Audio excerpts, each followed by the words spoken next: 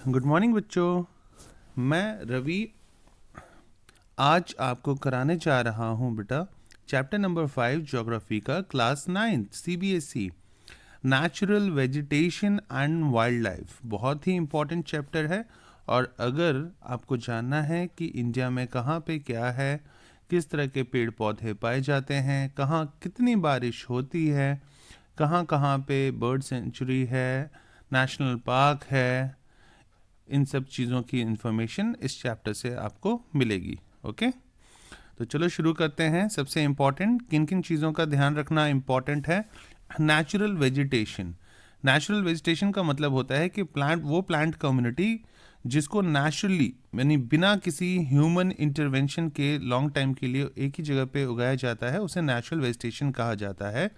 Natural vegetation को हम virgin vegetation भी कहते हैं। और जहाँ जहाँ ये पेड़ पौधे पाए जाते हैं बेटा, उसके बेसिस पे ये दो टाइप्स के होते हैं, एक एंडेमिक और दूसरे एग्जॉटिक। ये एग्जाम्स में पूछ लिए जाते हैं कि अगर किसी एक पर्टिकुलर एरिया में ही अगर कोई पेड़ पौधा पाया जाता है तो उसको कहा जाता है एंडेमिक। एग्जॉटिक मतलब जो किसी दूसरे जगह से लेके आया गया है और वहाँ पे लगाया गया है, उसको बोला जाता है एग्जॉटिक। टर्म फ्लोरा को यूज किया गया था प्लांट्स को डिनोट करने के लिए किसी एक पर्टिकुलर रीजन या पर्टिकुलर पीरियड में। स्पीसीज ऑफ एनिमल्स को कहा जाता है फौना। अक्सर पढ़ा होगा फ्लोरा एंड फौना, तो फ्लोरा या मतलब प्लांट्स और फौना मतलब एनिमल्स। ठीक है, कौन कौन सी चीजें होती हैं बेटा जो किसी भी जगह के फ्लोरा और फौना डिसाइड करते हैं? ये किस पे डिपेंड करता है? लैंड पे, सॉइल पे, टेम्परेचर पे, सनलाइट पे और प्रेसिपिटेशन पे। तो system of interaction biotic component और अबायोटिक कंपोनेंट के बीच में क्या कहलाता है? इकोसिस्टम। एग्जाम्पल कौन से हैं इसके? पॉन्ड है, pond ecosystem, river ecosystem, lake, forest, grassland, ये सब इनके टाइप्स है। बायोटिक कंपोनेंट में कौन कौन से चीज़ें आती हैं? प्रोड्यूसर यानी प्लांट्स, कंज्यूमर यानी ह्यूमंस एंड एनिमल्स, डिकम्पोजर्स एक बैक्टीरिया और फंजाई। अबायोटिक कंपोनेंट में क्लाइमेटिक फैक्टर जैसे कि रेन, विंड, टेम्परेचर, सॉयल, ये सारे फैक्टर्स हैं अबायोटिक कंपोनेंट के। इकोसिस्टम में जो लैंड पे होता है, लैंड वाला इकोसिस्टम, उसको टेरेस्ट्रियल कहा जाता है, और जो पानी वाला होता है उसको एक्वेटिक कहा जाता है। जमीन पे जो होते हैं इकोसिस्टम, उसमें फॉरेस्ट, ग्रासलैंड, डेजर्ट, ये सब आते हैं। और एक्वेटिक में बेटा पॉन्ड, लेक, रिवर, एस्चुरी, ये सारी चीज़ें इंक्लूडेड है। अब बहुत बड़ा लार्ज इकोसिस्टम किसी एक एरिया का जिसमें अलग अलग तरह के फ्लोरा और फौना पाए जाते हैं, उसको बोला जाता है बायोम। ये ट्रायंगल जैसा दिख रहा होगा। इस बायोम में biosphere, biome, ecosystem, community, population, individual बने हुए हैं। तो नीचे से अगर ऊपर की तरफ जाओगे तो इंडिविजुअल मिलके क्या बनाते हैं? किसी भी जगह की पॉपुलेशन। उसके बाद पॉपुलेशन मिलके बनाते हैं कम्युनिटी। बोलते हैं ना, Hindu community, Muslim community, Christian community, Jain community, etcetera. और फिर सब कंपोनेंट यानी बायोटिक और अबायोटिक चीज़ें मिलके क्या बनाते हैं? उस जगह का इकोसिस्टम। और डिफरेंट इकोसिस्टम मिलके बनाते हैं बायोम, और बायोम मिलके बनाते हैं बायोस्फीयर। बायोस्फीयर में सब कुछ इंक्लूडेड हो जाता है, एटमॉस्फेयर भी, पानी वाला चीज़ भी हाइड्रोस्फीयर, और हवा वाला चीज़ एटमॉस्फेयर। तो एटमॉस्फेयर, हाइड्रोस्फीयर और लिथोस्फीयर, ज़मीन वाला पोर्शन लिथोस्फीयर कहलाता है। ये सभी चीज़ें मिलके बनाते हैं उस जगह का बायोस्फीयर। उसके बाद अलग अलग नेचुरल वेजिटेशन, कहाँ पे कौन कौन से पेड़ पौधे पाए जाते हैं, जानवर पाए जाते हैं, और मैप वर्क भी आ जाता है इस चैप्टर से। सबसे पहले बात करते हैं ट्रॉपिकल एवरग्रीन फॉरेस्ट। यहाँ पे बारिश मोर देन 200 सेंटीमीटर होता है। यहाँ का क्लाइमेट वार्म रहता है, वेट क्लाइमेट रहता है। ट्रीज जो है अपना लीव्स अलग अलग टाइम पीरियड पे गिराते हैं, जिसके वजह से पूरे साल हरियाली रहती है। एग्जाम्पल कौन से हैं बेटा ट्रीज के इसमें? Ebony, mahogany, rosewood, rubber, cinchona. और इम्पॉर्टेंट वाइल्ड लाइफ एनिमल्स कौन से पाए जाते हैं? Elephant, monkey, lemur, deer. आपको जो भी याद हो इनमें से 2 या 3 एनिमल्स के नाम जरूर याद कर लें। कौन कौन से स्टेट्स में मिलेंगे ट्रॉपिकल एवरग्रीन फॉरेस्ट? वेस्टर्न घाट में, अंडमान निकोबार, लक्षद्वीप, असम और तमिलनाडु में। अब बात करते हैं ट्रॉपिकल डेसिडुअस फॉरेस्ट का। इसको मॉनसून फॉरेस्ट भी कहा जाता है। बारिश में ये काफ़ी जंगल जैसे हो जाते हैं। यहाँ वेट डेसिडुअस भी कहा जाता है। वेट डेसिडुअस, यहाँ बारिश बेटा 100 से 200 सेंटीमीटर के बीच होती है। सेम वैरायटी ऑफ ट्री पाए जाते हैं। ये एक पर्टिकुलर टाइम पीरियड में अपने पत्ते झाड़ देते हैं या शेड ऑफ कर देते हैं। एग्जाम्पल कौन से हैं ट्रीज के? टीक, शाल, शीशम, बैम्बूज, खैर, सैंडलवुड, अर्जुन, मलबेरी, ये सारे। एनिमल्स कौन से मिलते हैं बेटा? Lion, tiger, deer, pig, elephant, कुछ बर्ड्स भी होते हैं। उसके बाद स्नेक्स, टॉर्टॉइस कौन कौन सी जगह पे मिलते हैं? Jharkhand, Orissa, Chhattisgarh, north eastern state, ये सब जगहों पे पाए जाएंगे। ओके, अब बात करते हैं थॉर्न फॉरेस्ट या बुशेस का। यहाँ बारिश लेस देन 70 सेंटीमीटर्स होते हैं। मोस्टली कांटेदार होते हैं। ट्रीज जो है वो डीप रूटेड होते हैं ताकि जो वाटर टेबल वाले जो ज़मीन के अंदर के पानी है वहाँ से वो अपना पानी डीप रूट्स की वजह से एब्जॉर्ब करते हैं। लीव्स जो होते हैं वो स्पाइन में कन्वर्ट हो जाता है। एग्जाम्पल कौन सा है? ट्रीज इनमें कौन से आते हैं पेड़? अकेशिया के, पाम के, कैक्टस के, यूफोर्बिस के। एनिमल्स कौन से पाए जाएंगे बेटा रेगिस्तान में? Rat, mice, rabbits, fox, wolf, wild ass, camel. और ये कौन कौन सी जगह पे पाए जाते हैं? थॉर्न फॉरेस्ट या बुशेस गुजरात में, राजस्थान में और कुछ एरिया मध्य प्रदेश के, हरियाणा, छत्तीसगढ़। ठीक है, उसके बाद बात करते हैं हिमालयन माउंटेन फॉरेस्ट, यानी मोर देन 1000 से 2000 हाइट में वेट टेम्परेचर में इनकी जो पत्ते होते हैं बेटा बहुत ही चौड़े चौड़े होते हैं और सॉफ्ट वुड होते हैं। एग्जाम्पल कौन से हैं? Oak, chestnut. कहाँ कहाँ पाए जाएंगे हिमालयन या माउंटेन फॉरेस्ट? नाम से ही पता लग रहा है हिमालयन। कश्मीर स्टैग यहाँ पाए जाएंगे animals, spotted bear, sheep, jackal, rabbit. और ये कौन कौन सी जगह पे पाए जाएंगे? जम्मू एंड कश्मीर, हिमाचल प्रदेश और उत्तराखंड। और अगर बात करें ऊंचाई की 1500 मीटर से 3000 मीटर में जहाँ टेम्परेट पाया जाता है, यहाँ पे क्या कौन कौन से पेड़ पाए जाएंगे बेटा? Cone shape trees, needle like leaves होती है इनकी जो इनको स्नो डिपोजिशन से बचाती है, बर्फ नहीं जमा हो पाते पेड़ पे।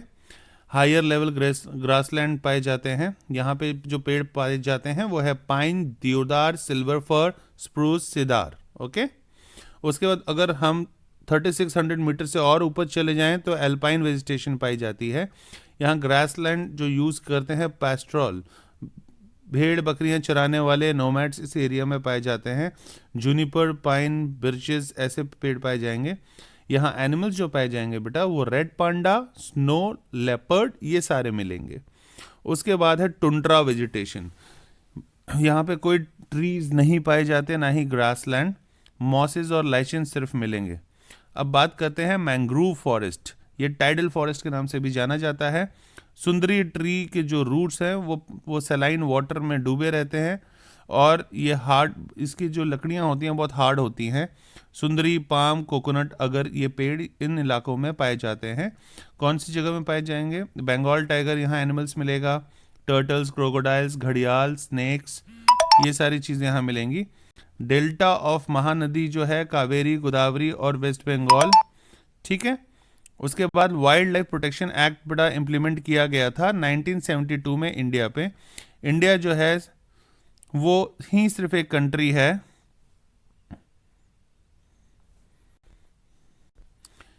Wild life protection act implement किया गया था 1972 में। इसमें इंडिया जो है ही सिर्फ एक ऐसा कंट्री है वर्ल्ड में जिसमें दोनों पाए जाते हैं, लॉयन और टाइगर। गिर फॉरेस्ट गुजरात का लास्ट रिमेनिंग हैबिटेट है एशियाटिक लॉयन का। कंट्री जहाँ पे 90,000 एनिमल स्पीसीज पाई जाती हैं, 2000 स्पीसीज ऑफ बर्ड्स है हमारे कंट्री में, 2546 स्पीसीज मछलियों की है और 5 to 8% वर्ल्ड के एम्फीबियंस इंडिया में ही रहते हैं, रेप्टाइल्स एंड मैमल्स। प्रोटेक्ट करने के लिए बेटा, बचाए रखने के लिए फ्लोरा एंड फौना को गवर्नमेंट ने कुछ स्टेप्स उठाए हैं। 14 बायोस्फीयर रिजर्व अभी तक सेट किए गए हैं। 14 बायोस्फीयर रिजर्व याद रखना है। फाइनेंशियल और टेक्निकल असिस्टेंस प्रोवाइड किया जाता है बहुत सारे बोटानिकल गार्डन को गवर्नमेंट के द्वारा 1992 से। Project tiger, project rhino, project great Indian bustard और बहुत सारे इको डेवलपमेंटल प्रोजेक्ट्स जो हैं वो इंट्रोड्यूस किए जा चुके हैं। ये हमारे इंडिया में 89 नेशनल पार्क है। जीके का क्वेश्चन है, याद रखना, नेशनल पार्क 89 है, 490 वाइल्ड लाइफ सेंचुरीज है और जूलॉजिकल गार्डन सेट किए गए हैं ताकि नेशनल हैबिटेट जो है फौना का, इनका ध्यान रखा जा सके। ये जो 14 बायोस्फीयर रिजर्व्स हैं, इनको आपको मैप में दिखाने के लिए आ जाते हैं, जो कि आप लोकेट करके प्रैक्टिस ज़रूर कर लें, ज़रूर एग्जाम्स में पूछे जाते हैं। अगर पूछा जाए कि बायोस्फीयर रिजर्व सुंदरबान कहाँ है, तो ये इसका लोकेशन बेटा वेस्ट बंगाल में है। गल्फ ऑफ मन्नार कहाँ है? गल्फ ऑफ मन्नार तमिलनाडु में है। नीलगिरी तमिलनाडु, केरला और कर्नाटक में है। नंदा देवी उत्तराखंड में है। नोकरेक मेघालय में है। मानस आसाम में है। ग्रेट निकोबार अंडमान और निकोबार आइलैंड में है। सिमलीपाल कई बार पूछा जाता है, बच्चों को याद नहीं रहता है, आप प्लीज इसको याद कर लें। ये उड़ीसा में सिमलीपाल बायोस्फीयर रिजर्व है। दिहांग दिबांग ये अरुणाचल प्रदेश में है। डिब्रू सैखोहावा आसाम में है। अगस्त्य मलाई केरला में है, तमिलनाडु में है।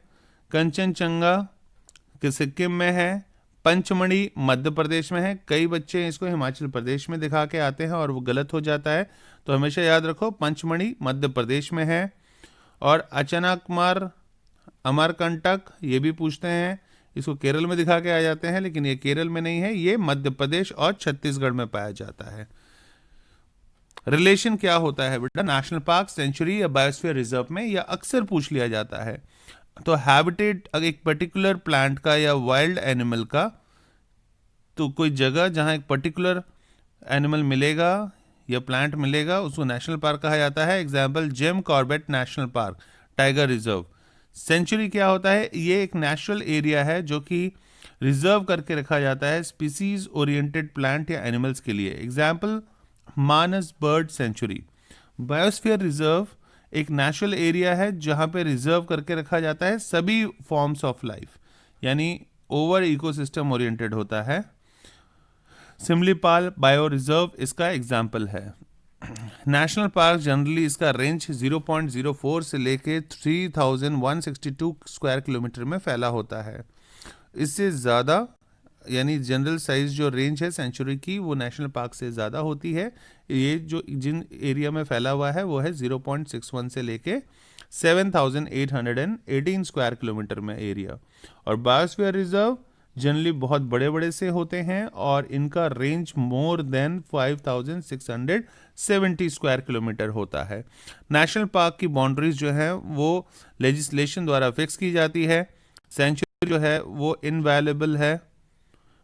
और उसके बाद बायोस्फीयर रिजर्व जो होता है ये इनकी बाउंड्रीज भी फिक्स की जाती है लेजिस्लेशन द्वारा, यानी वहाँ की लोकल गवर्नमेंट द्वारा। नेशनल पार्क की अगर हम बात करें तो सिर्फ बफर जोन को छोड़ के सभी बाकी जो है पूरा एरिया वहाँ कोई इंटरफेरेंस नहीं होता। उसी तरह से सेंचुरी में लिमिटेड इंटरफेरेंस होती है और बायोस्फीयर रिजर्व में एक्सेप्ट बफर जोन कोई बायोटिक इंटरफेरेंस नहीं होती, कोई भी जा सकता है। टूरिज्म परमिशिबल होती है नेशनल पार्क में। सेंचुरी में भी टूरिज्म जो है परमिसिबल है, परमिशन है टूरिज्म की, लेकिन बायोस्फीयर रिजर्व में ज़्यादातर टूरिज्म को नहीं बढ़ावा दिया जाता या परमिशन नहीं दी जाती है। अब बात करते हैं बड़ा इंडियन नेशनल पार्क और प्रिजर्व्ड वाइल्ड लाइफ, ये भी आपको मैप में बनाने के लिए आ जाता है। काजीरंगा नेशनल पार्क आसाम में है, इस्टेब्लिश्ड हुआ था 1974 में और यहाँ पे 1 हॉर्न्ड राइनो पाए जाते हैं, एलिफेंट और टाइगर पाए जाते हैं। मानस की बात करें तो ये भी आसाम में है, 1990 में इस्टेब्लिश किया गया था। रूफ टर्टल या गोल्डन लंगूर पाए जाते हैं। गिर गुजरात में है, 1975 में इस्टेब्लिश किया गया, यहाँ पे एशियाटिक लायन पाए जाते हैं। हेमीज जम्मू एंड कश्मीर में 1981 में इस्टेब्लिश किया गया हेमीज, यहाँ स्नो लेपर्ड देखने को मिलते हैं। बांदीपुर कर्नाटक में है बेटा, 1974 में इस्टेब्लिश किया गया, यहाँ भी बांदीपुर में एशियन एलिफेंट और टाइगर पाए जाते हैं। पेरियर जो कि केरल में है, 1982 में स्टैब्लिश किया गया। यहाँ नीलगिरी लंगूर और फ्लाइंग स्क्विरल बहुत ही कॉमन है। ये भी आपको मैप में दिखाने के लिए ज़रूर पूछे जाएंगे, तो इसको भी अच्छी तरह से लोकेट करके इसकी प्रैक्टिस कर लें ताकि एग्जाम में आप अच्छी तरह से दिखा सके। एराविकुलम केरल में है बेटा। नीलगिरी थार, एटलस मोथ और एलिफेंट पाए जाते हैं। बंधवगढ़ मध्य प्रदेश में है, 1982 में स्टैब्लिश किया गया। टाइगर, लेपर्ड एंड बोर्स यहाँ पाए जाते हैं। कान्हा मध्य प्रदेश में है, टाइगर, लेपर्ड और एलिफेंट पाए जाते हैं यहाँ। माधव मध्य प्रदेश में है। इंडियन गैजल, नीलगाय और सांबर देखने को बहुत मिलते हैं। पन्ना भी मध्य प्रदेश में है, जहाँ टाइगर, वुल्फ, चीतल एंड वुल्फ देखने को मिलते हैं। कियोलाडियो राजस्थान में है बेटा। यहाँ साइबेरियन क्रेन माइग्रेटरी बर्ड और स्पीसीज पाए जाते हैं। रणथंबोर राजस्थान में है बेटा, 1980 में स्टैब्लिश किया गया। टाइगर, लेपर्ड एंड बोर्स देखने को मिलते हैं। सरिस्का ये भी आता है बेटा मैप में दिखाने के लिए, राजस्थान में पाया जाता है। यहाँ 4 हॉर्न डियर और कैराकल लेपर्ड पाया जाता है। मधुमलाई तमिलनाडु में है, 1940 में स्टैब्लिश हुआ। Tiger, leopard and elephant vulture बहुत कॉमन है। कॉर्बेट उत्तराखंड में है, 1936 में स्टैब्लिश किया गया। टाइगर, लेपर्ड एंड एलिफेंट बहुत कॉमन है।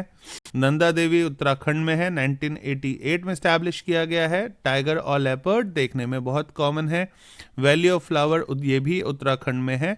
यहाँ स्नो लेपर्ड, मस्क डियर और रेड फॉक्स पाए जाते हैं। दुधवा ये उत्तर प्रदेश में है, 1977 में स्टैब्लिश किया गया। टाइगर और राइनो बहुत ही कॉमन है।